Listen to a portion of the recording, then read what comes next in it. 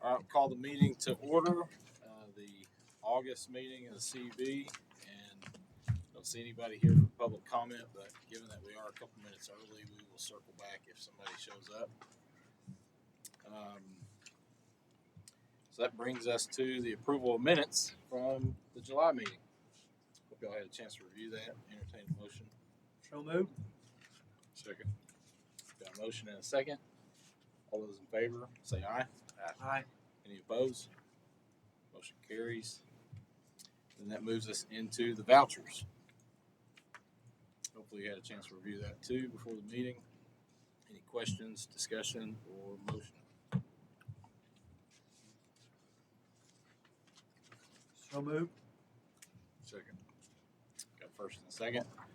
All those approved the August vouchers say aye. Aye. Any opposed? All right, motion carries too. And then we have monthly reports for June. Thank you, Mr. Chairman. We're pleased with the direction that we're going and how we wind it up in the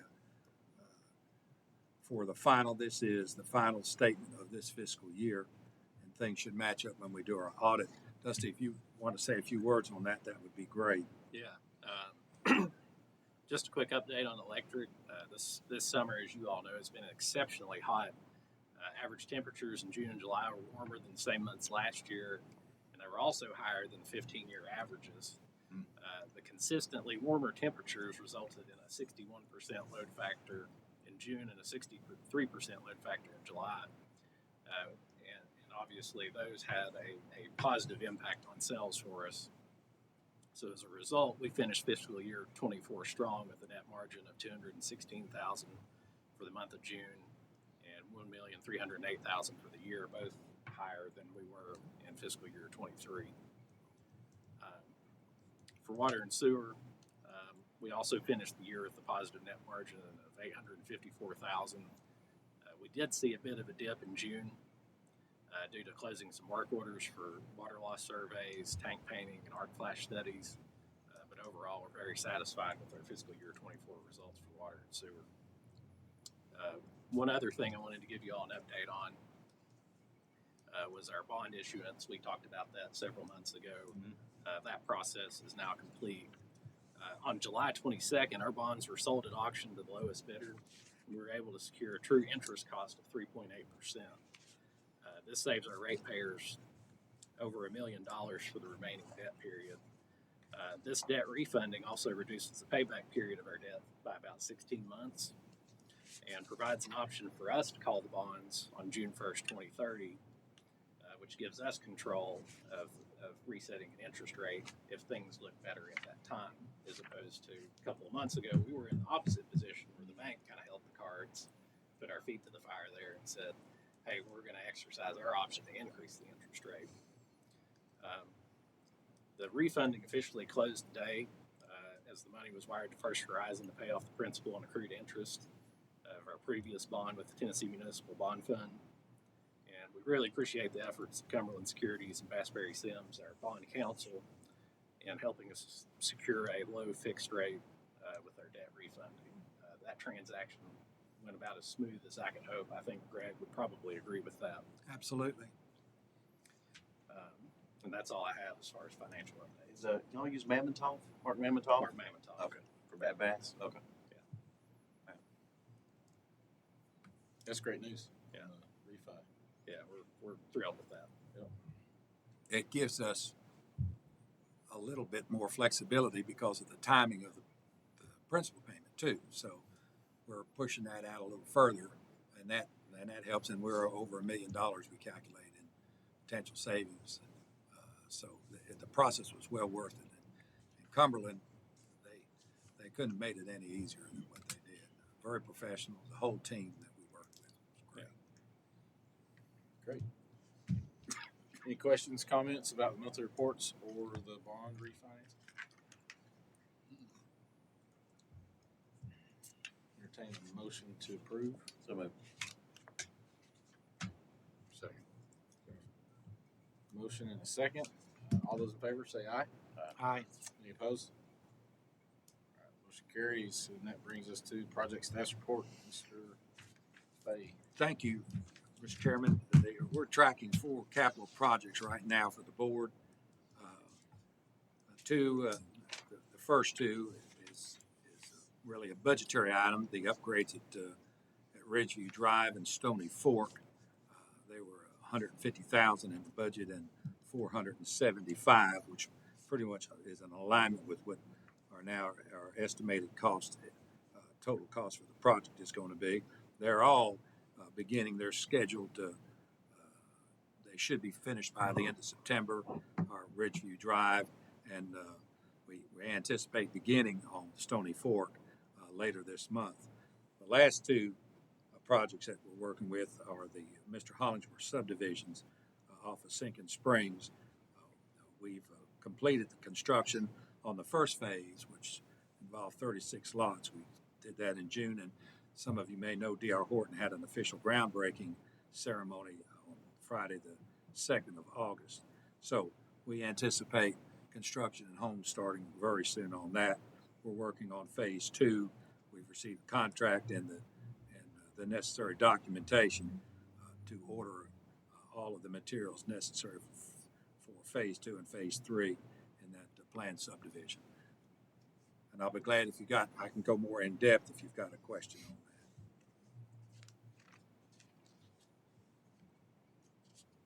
Any questions?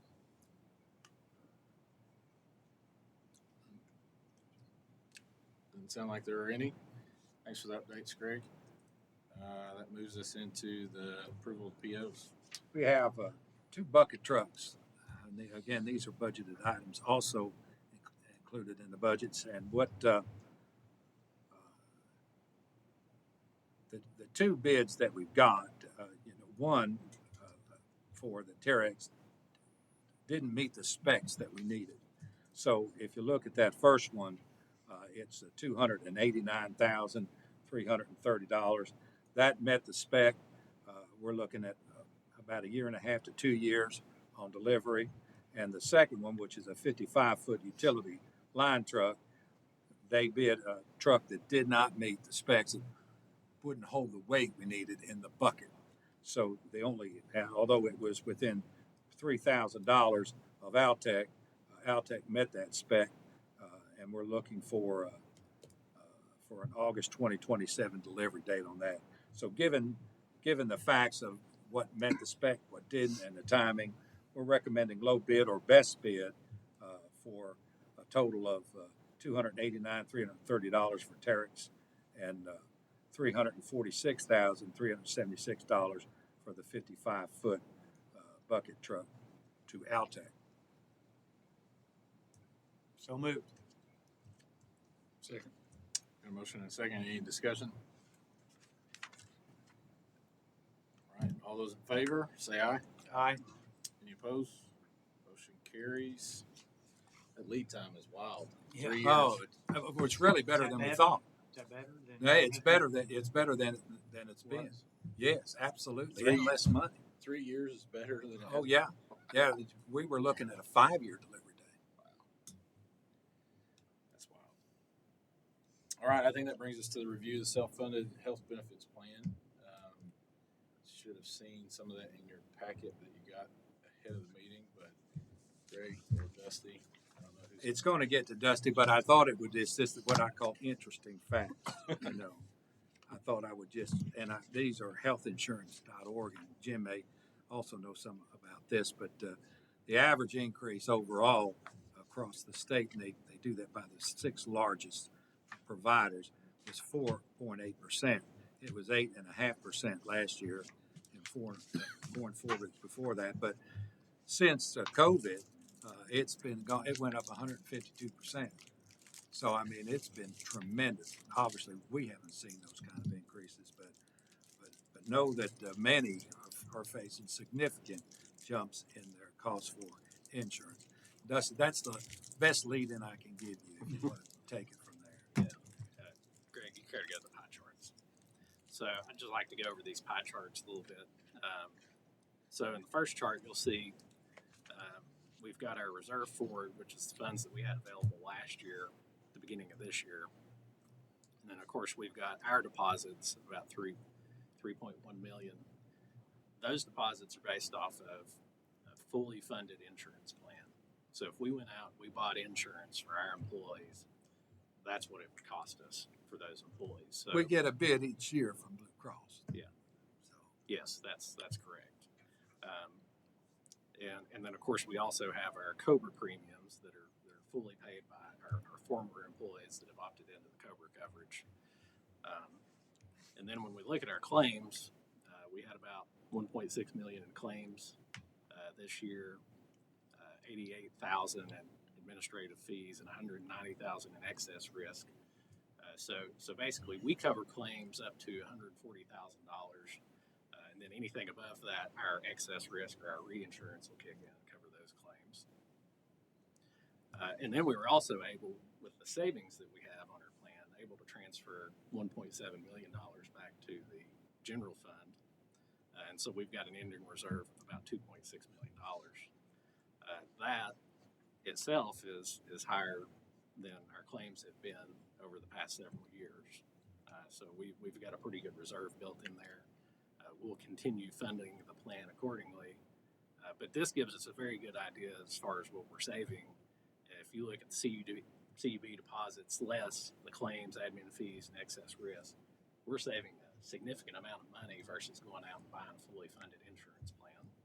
And we've been doing that successfully for a long time, Greg. I think this plan's been going for a long time, correct? 84. Since '84, yeah. So we're very happy with the results of that. Now, if we look at the bar chart, this gives us a little bit more information about what we're paying as far as the cost of the plan goes. Medical is a little bit higher this year. You're going to have years that go up and down. That just depends on the nature of the claims that you have. Dental, actually seeing just a little bit less. And prescription drugs are down. Now, a lot of that has to do with the fact that Blue Cross gives us manufacturer rebates back on our prescriptions. So we get the family plan at the local drugstore. And I want to talk about that rebates when you get a chance. So you go ahead and finish, but I've got some questions on that. Yeah, no, go ahead. I'll try Well, my best to answer. The biggest thing is you need to be careful to make sure you're getting what rebates you're supposed to be getting. Yeah. In April, the United States Postal Association workers audited Express Scripts and found out that Express Scripts hung on to $45 million of rebates. Okay. Federal Trade Commission is investigating Express Scripts, CVS Caremark, Optum. Okay. Lots of static about PBMs and these rebates. So here's an illustration. That 400, and here's the problem: the rebates are not auditable because you, as an employer, don't know what those rebates are. You are dependent 100% upon the PBM giving you your share of the rebate. Is that a true statement? Do you know, like for instance, if the drug Trulicity, which is a $1,000 drug a month, if your insurance has worked out a deal to where it's preferred and the manufacturer of Trulicity, Eli Lilly, is giving back a 60% rebate, do you know those 60% numbers and those rebates and what's rebated and what's not rebated? I don't think generally that gets down to the plan level. And there may not be much you can do about it. Yeah, I don't. So we actually had a meeting with Blue Cross yesterday, just talking about a lot of this stuff. And I did ask about, because yes, I see these rebate numbers on here, and I said, well, how do I know what we're getting rebates Oh, on? that's a good thing. I'd like to know the answer to that. Yeah. Postal Service would too. And they said that she said there is a report available that will tell me, what that is, because when I'm looking at what she gives me as far as prescription cost goes, I say, does this include rebates or does it not? She said it doesn't, but we should have a report that tells you that. I'd love to look at that rebate because here's the thing: 429,000 looks very good. Yeah. But what if the total rebate was 2.4 million, and they held on to 2 million? Right. Or what if it was 900,000, and they held on to it? That's what's happening with the PBMs because the rebates. And there was a hearing before Congress. The same congressional committee that interviewed the Secret Service on that Monday was the same committee that interviewed the 3 largest PBMs on Tuesday. It was 5 hours long. I watched every minute. Okay. But it was the CEO of Optum, Express Scripts, and CVS Caremark. Okay. And what's being shown, and again, a Federal Trade Commission's been studying these cats for about 2 years. They had a preliminary report that came out, and you can look it up, FTC, Google it, FTC PBM. It's like a 78-page report. But what we're finding is the rebate dollars are not disclosed, and it's actually driving the cost of drugs up. Okay. So you have a manufacturer like Trulicity. The reason they can give a 60% rebate and be on the plan for CUB, well, we know that Eli Lilly has shareholders too. So guess what? They have to go up on the price of the drug in order to pay the rebate, in order to play with the insurance folks. Well, see, what got us investigating this is, and you helped me with this, and I don't want to give away HIPAA, but the person's name is Greg Fay, in case you know. Okay. You get these little buttons that you can put on that checks glucose. And all of a sudden, we're together, buddy. All of a sudden, they're saying, oh, no, well, you can't get this anymore. Remember that? It's not covered. It's not covered. Not covered. It's not part of the Plan. The plan. And then, but you can get this other one. Right. So It's all about rebate. I looked it up, and the actual cost for these Libras was what's the Dexcom? whatever? Dexcom 7. Dexcom. The actual cost is less, you say, than what this Dexcom 7, but they get a bigger rebate off of this here. And so my question is where does that rebate go? Exactly, because the problem is that we're now going to pay more for something that they're going to get a bigger rebate on, and if it doesn't filter back to us, and because we pay for it all anyway, we're self-funded. Correct. That's what did it. So that got the other back on, by the way, back into the plan, and that's what got us saying, So I don't hey, know what else is out there? I don't know what you can ask, and I don't know how forthcoming they will be. The city of Clinton is doing some self-funding insurance and so forth, and they're looking to get away from CVS Caremark. So today, Roger and Angela came to the pharmacy, and we were on a phone call together with a PBM asking these questions. Well, they've never had a city councilman that's been a pharmacist that asked rebate questions. So Right. it was a Zoom meeting, and you could tell there was a pause when I would ask things. How do we know that? Because they actually, in their printed material, said 100% of the rebate goes back to the employer. That's what it says. How do we ours, know too. that? Yeah. Do you have a third-party plan to come in and audit you and those type of things? So the shenanigans that are behind the scenes they're being shown. I mean, and you have PBMs that are owned by Aetna, and healthcare and this vertical integration. So just do everything you can, and I'll be happy to help you Mhm. at any point in time. But it's all a shell game. But those are the son of the guns that's come out ahead. Okay. CVS or one of them just paid the state of Indiana $40-some million to settle something. And then there was a cancer hospital in New York. Again, CVS and Express Scripts are both the same in my mind. The other one paid $30-some million. So if you're just throwing out $30 million and settling and $40 million and settling, how much money is really out there? Right. And it's tremendous. I heard years ago, I do know this, Adderall had a generic, but TennCare covered brand name Adderall. So why would TennCare at my pharmacy pay $300 for Adderall when I could get the generic for pennies cheaper? But Kickback. Shire Pharmaceuticals gave a 93% rebate. So that's the reason now that $300 item was significantly cheaper than the generic after the rebate. So be careful of those things. And I don't know what control you have over it. Right.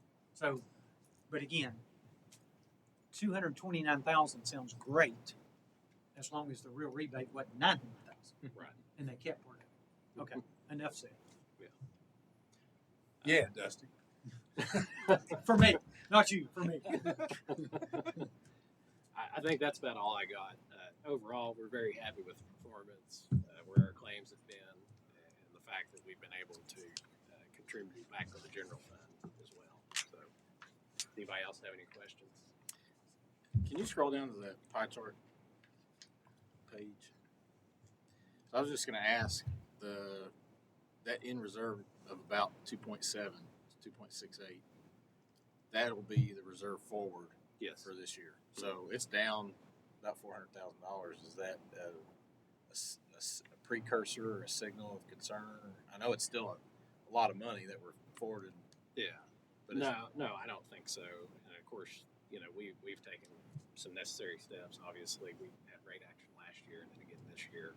No, that would have nothing to do with that. No, it doesn't have anything to do with that. No, this reserve, again, where if you look back on the bar chart, you see that the total cost has gone up. right, That'll fluctuate year by year. right. And one of the reasons why we ask for a bid every year, what Blue Cross is charging everyone for someone our size, is to keep our thumb on the pulse of anytime it doesn't make good sense to self-fund, we're not going to do it.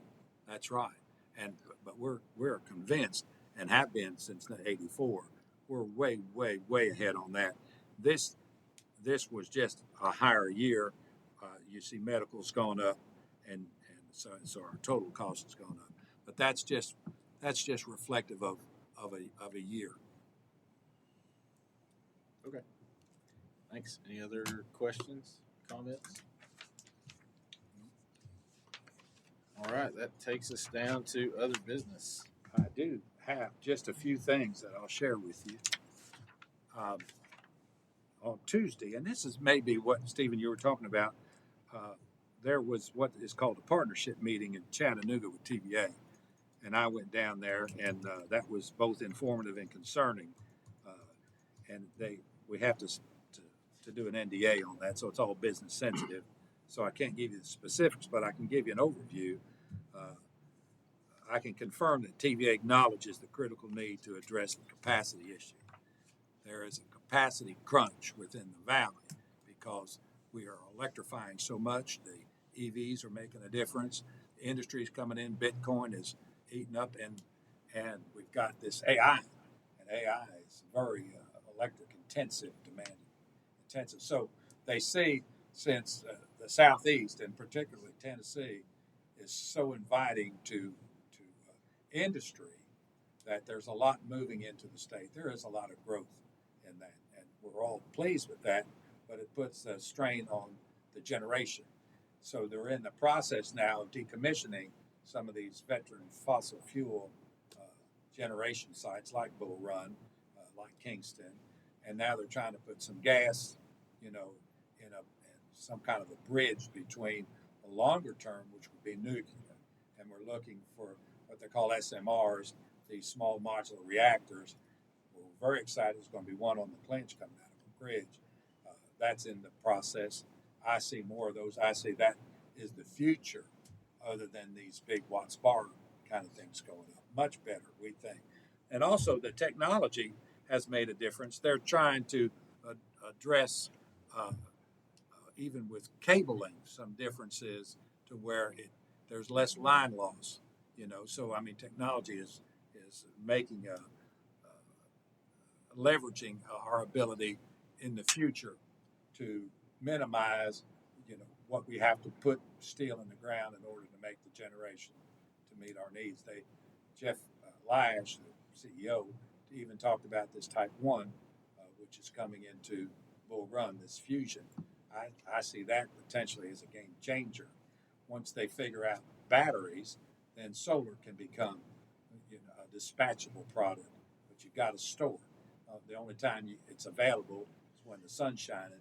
We need to be able to tap into that on the winter morning, when the power peaks. So that went very well, and hopefully these interventions, these innovative things that are becoming available, we can get towards a sustainable and financially viable energy future.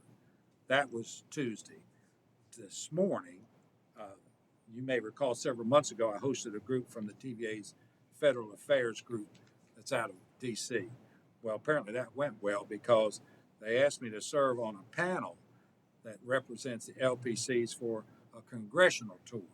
And this was an engaging group, and the chief of staff and legislative directors from Representative Comer out of Kentucky, Representative Rogers out of Alabama.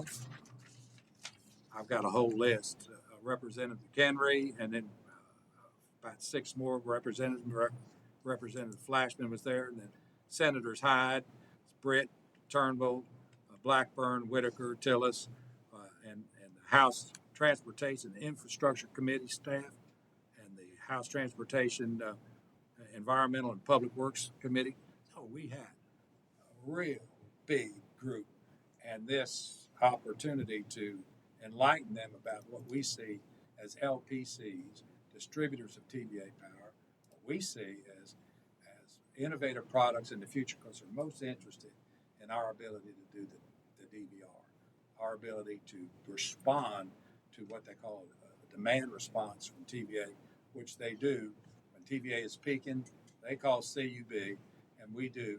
We're able to regulate our voltage, which helps them shave their peak, which saves a lot of money. And we are one of the very few that can do anything about that. So they're interested in how the funding necessary to provide to these other local power companies to give them the ability to do. And again, most of our good friends who love to do a great job keeping the lights on, but they're just now putting in these meters that they're able to respond to that. We've had those since 2006, and they're just now deploying those on their system. So they are way, way, way behind the curve on that. And with funding, we can speed that up, and we have told them and printed out for them a white paper on the necessary steps to take in order for the LPCs, whatever stage they are in their technology, how to start the process of moving forward on that. And I talked with Jeff and the TVA board about making TVA funds available. But if the government wants to step in there, since they're throwing truckloads of money out the window all over the place, let them give us low interest or no interest loans at an LPC level in order to start this process. It went very well. I spoke for about an hour and a half and wore them out. So that's all I have, Mr. Chairman. Hey, Greg, Yes, sir. if our meters are 20 years old, are there new generation meters that are better than we've got that would be more efficient? Well, we constantly replace them. You know, all what makes a meter, and we test them. You know, what makes a meter good is are we getting an accurate read, and can we communicate with it? And that's all we ask of that meter, and that's what it does. As long as it does that, we don't care what generation it is. It meets that core function of what we need, but it's pretty basic. But we change those out. We're constantly changing those out. We're constantly testing, and we're buying meters all the time. I think that's one of the things we're caught on right now is retiring some of these old meters that we're working on our plant as we speak. We're trying to do that. But there is nothing more efficient or more accurate than what we have out there right now. Well, correct me if I'm wrong, it goes beyond just the meters. It's the overall instrumentation of the grid, Oh yes. Oh my goodness. along with the Comcast agreement that is in place as well. So Great memory on that, but you're correct. The technology piece of it. The first step, what I tell everyone, the first step is you've got to get the meters. You know what we call AMI.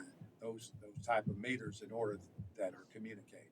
That's the first step you have to do. And what we did, and I think in great hindsight, we have where it communicates twax over the electric line, which is different than radio frequency. You know, a lot of utilities opted into radio frequency, so you've got radio frequency going out there, and that can be disruptive. We don't have that. It's direct over our power line, which was, brand new at the time. And that's what we recommend to all of our fellow utilities to get that, and you're not dealing with the interference that you can get through radio frequency. I had one guy come in and say he was getting severe headaches because he was sleeping next to the outside wall that had one of our meters, and the radio frequency was getting him. I told him the good news. I said, good and bad. I said, the good news is we don't have radio frequency. Or the bad news is you've apparently got another medical problem. You better get it checked out. So all that works well. And then when you get into our peak shaving, that's when you get into the great regulation that we have not only at our substation, but all the way down our circuit, because we need to know what the last meter at the end of a radial line, what the voltage is there. That ANSI is 120, we get plus or minus 5%. And if as long as we know that, then we can regulate voltage at the substation. And then down circuit, we've got boosters where we can boost it to get to those last guys in order to assure that they get the quality of service. And that's what our good friends don't have. And then to have that all automated, hands-free, where it's not human intervention to do that, then that's years and years and years on that, and a lot of money. You did good. Thank you. Any other comments, questions about the report that Greg gave? Any other business? I'll just go down. No, sir. Nope. David, anything? Entertain a motion to adjourn? Second. All right.